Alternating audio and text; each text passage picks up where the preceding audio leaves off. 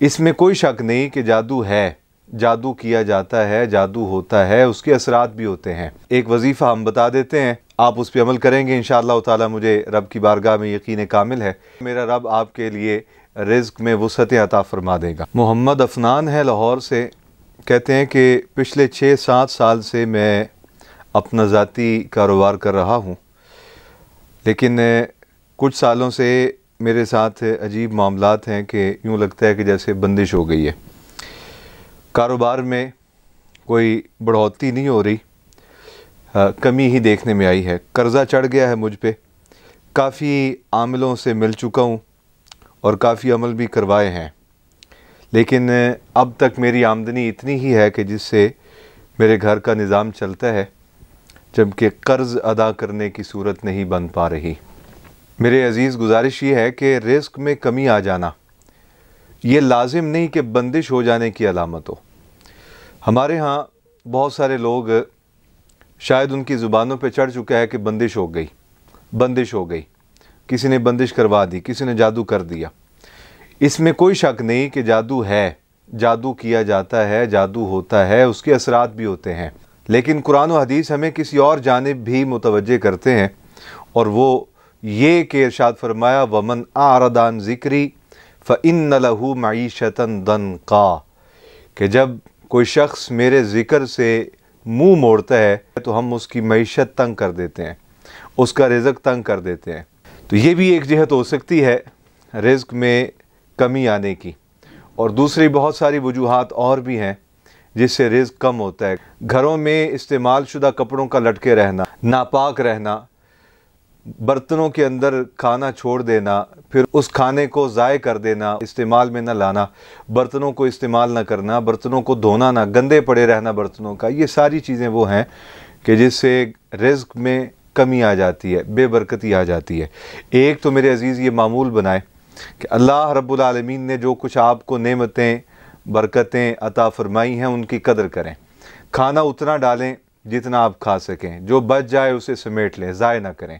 گھروں کے اندر کپڑے لٹکے رہتے ہیں، میلے کچیلے ناپاک کپڑے ہوتے ہیں، لٹکے رہتے ہیں، ان کو سمیٹ کے رکھیں۔ نبی پاک صلی اللہ علیہ وسلم سرکار گھر تشریف لائے تو دیکھا کہ گھر میں کچھ کپڑے لٹکے ہوئے ہیں، تو آپ نے فرمایا عائشہ ان کو طے کر کے رکھو، ان کو فولڈ کر کے رکھو، ان کو ایسے لٹکاؤ نہ، اس سے گھر میں رزق تنگ ہو جاتا ہے۔ تو ان چیزوں کا بھی خیال رکھیں کہ جہاں آپ بیٹھیں وہ جگہ صاف ستھری رکھیں۔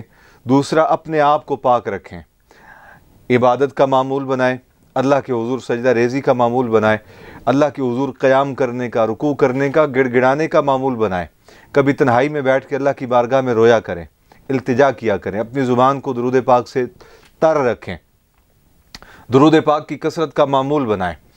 اور ایک وظیفہ ہم بتا دیتے ہیں، آپ اس پہ عمل کریں گے انشاءاللہ تعالی، مجھے رب کی بارگاہ میں یقین کامل ہے کہ انشاءاللہ تعالی میرا رب آپ کے لیے رزق میں وسعت عطا فرما دے گا۔ صبح جب اٹھیں تو باوضو ہو کر دکان کے لیے، کاروبار کے لیے، جہاں بھی آپ کا کاروبار ہے وہاں جائیں تو باوضو ہو کر جائیں، بے وضو نہ جائیں۔ جتنی دیر وہاں کاروبار میں کے اڈے پر بیٹھے رہیں درود پاک پڑھتے رہیں۔ درود پاک ایسی چیز ہے کہ جس کے پڑھنے سے ہر رحمت انسان کے قریب آ جاتی ہے، ہر نحوست انسان سے دور ہو جاتی ہے، ہر برکت انسان کی جھولی میں آ جاتی ہے، اور ہر خطرہ، خوف، نقصان اللہ رب العالمین بندے سے دور کر دیتا ہے۔ درود پاک کا معمول بنائیں، اور نبی پاک صلی اللہ علیہ وسلم نے ایک خوبصورت وظیفہ ارشاد فرمایا، اور یہ رزق میں اضافے کے لیے پڑھیں، رزق میں اضافہ ہو جاتا ہے۔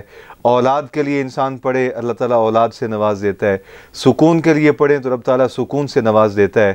انسان اگر اپنی حفاظت کے لیے پڑھے تو اللہ اس کی حفاظت فرماتا ہے۔ بڑا آسان وظیفہ نبی پاک صلی اللہ علیہ وسلم نے ارشاد فرمایا، یہ 2 جملے ہیں، زبان پر ہلکے ہیں، میزان میں بھاری ہیں، اور وہ کیا ہیں؟ سبحان اللہ و بحمدہ، سبحان اللہ العظیم و بحمدہ استغفر اللہ۔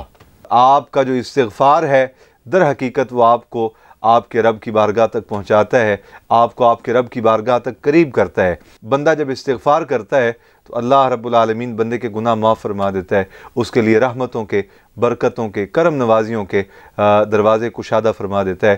درود پاک کی کثرت کا معمول بنائیں، استغفار کی کثرت کا معمول بنائیں۔ یہ جو وظیفہ میں نے آپ کی خدمت میں عرض کیا، सुबहानल्लाहि व बिहम्दिही सुबहानल्लाहिल अज़ीम व बिहम्दिही अस्तगफिरुल्लाह। सुबह और शाम नमाज फ़जर के बाद और नमाज इशा के बाद दो दो तस्बीहात अव्वल आखिर 11-11 दफ़ा दुरूद पाक दुरूद इब्राहिमी इसके पढ़ने का मामूल बना लें।